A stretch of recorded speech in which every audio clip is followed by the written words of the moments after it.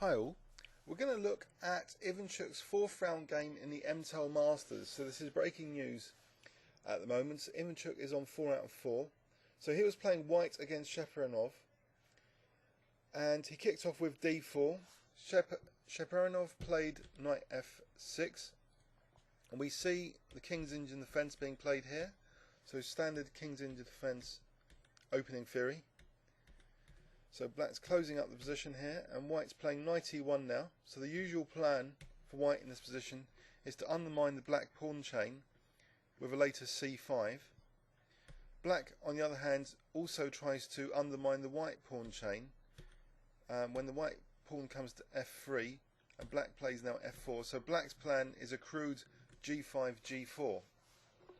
And also there's a bonus points here because white's king can be on the receiving end. In this game Cheparinov plays very aggressively, but it doesn't quite come off, as we'll see.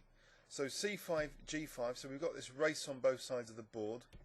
After rook c1 knight g6, so this is the sort of position I'd enjoy playing with black, or I used to, but white's results, you know, they're getting better and better, I think, with the amount of opening theory in this.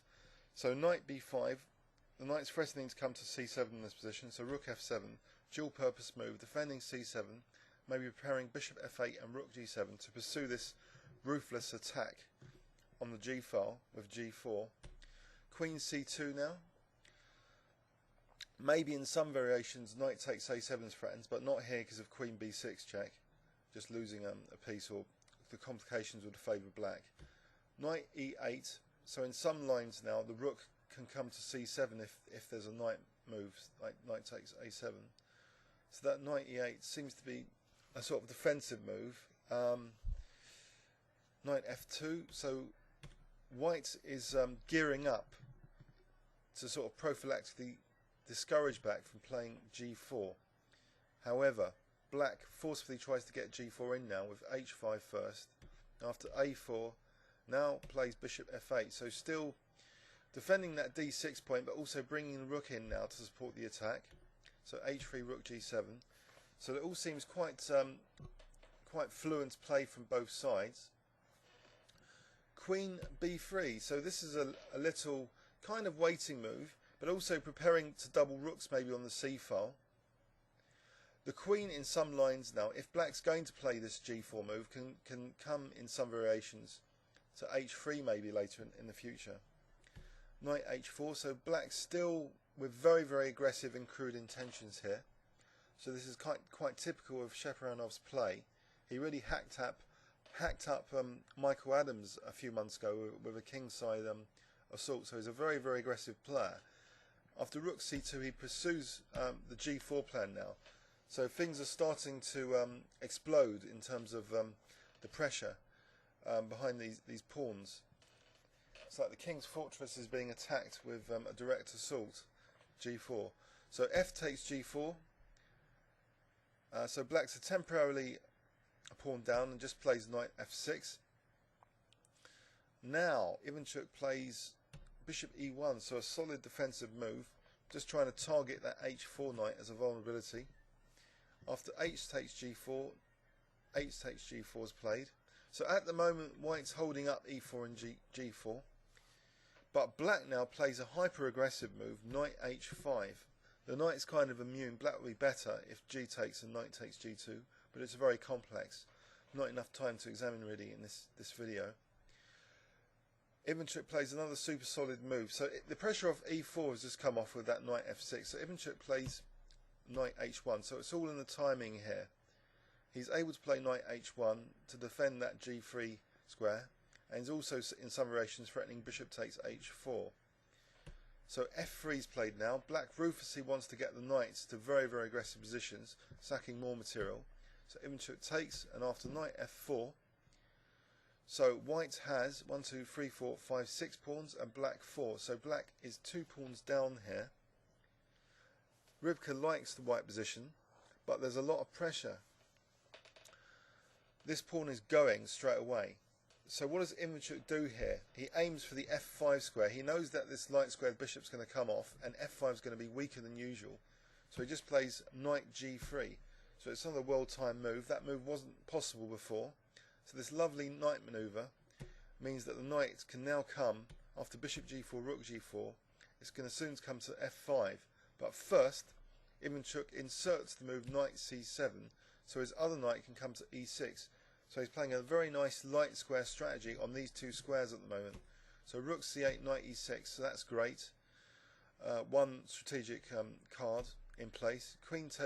So rook takes, queen b6. The check's harmless because of king h1. So Ivanchuk's offering even the g-pawn, because that g-pawn will let this road be shared by both players. The black king can also be exposed in some variations. So knight h takes g2. And now the other strategic card is played, so knight f5. So it protects against the h4 square. There's no rook h4s, which could be quite crushing in some variations, after knight e1, taking away that defender. So after knight f5, white has massive advantage here, according to Rybka, actually 3 pawns up. So it's as though the game's almost virtually over from a theoretical point of view. But in practice, you know, Ivanchuk could have slipped up. Queen a6 was played, just threatening that rook on f1. It seems to be a very logical and natural move now to play rook g1, so sharing that road against the black king. And black's under a huge amount of pressure here. I think the position's just crumbling. Rybka actually recommends Cheparinov's next move, which was queen d3. Maybe the position's already busted. Just queen takes here, knight takes, and now even rook takes g2 would give white a slight advantage, but bishop h4 is crushing here. Actually, Ivanchuk plays Rybka's first choice, so bishop h4 is even stronger apparently than bishop d2. Now there's a pin here, so knight takes h4 is impossible because of rook takes g4. And it's all over really. This position is over. Rook takes e4, so rook takes g2, so white's just a piece up.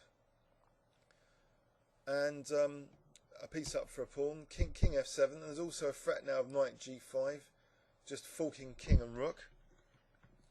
But even more accurate is just to take on d6 first, so the king's not crawling up to take on f5. So after bishop takes, pardon me,